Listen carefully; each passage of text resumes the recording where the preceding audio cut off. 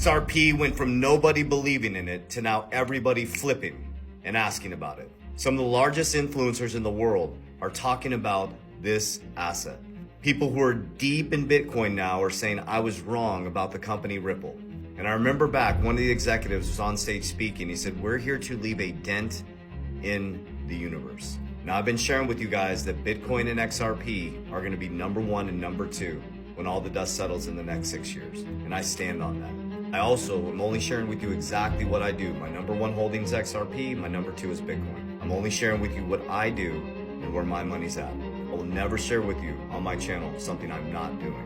You need to do your own research. You should never ask what to invest in. You should ask why are you investing in something. You should understand it at a very deep level before you ever take a risk on anything. Always do risk mitigation on everything you invest in. That's why I love decentralization. We're out of the era where you just go and throw it into a 401k or just go to a financial advisor and say, oh, here. I hope that you'll get me to retirement. You know what that's done for Americans? I think only about 10% of Americans retire with $1 million. Do you know how much $1 million at 4% will be for retirement? About $40,000 a year. So if the average American retires with about 10% of Americans retire with $1 million, at 4%, around $40,000 a year. They weren't kidding that they're worried about the middle class getting wiped out, leverage source technology moving down to the working poor. So this moment in time created this opportunity for the normal everyday person to invest in the infrastructure of the new financial system. So let's first listen to Mike Novogratz sharing, and very respectfully sharing, I was wrong. Check this out. I was skeptical that XRP would have lasting power because Ripple, the company, owns 60% of them, now 55 or 50%. And I was like, that just doesn't seem a proposition that's going to work.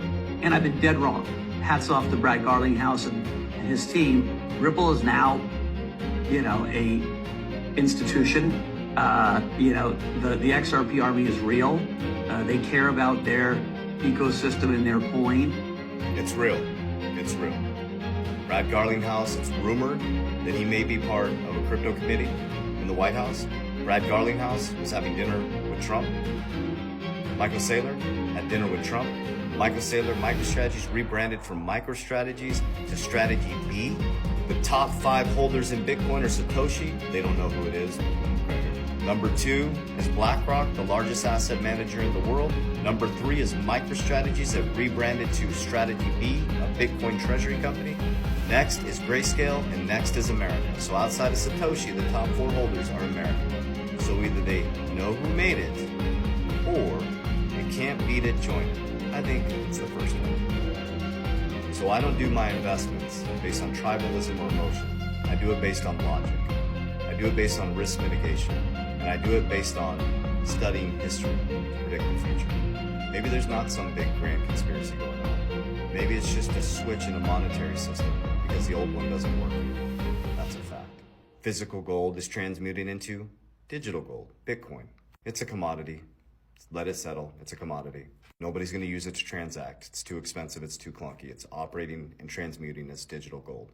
And XRP, things like XLM, are bridge currencies.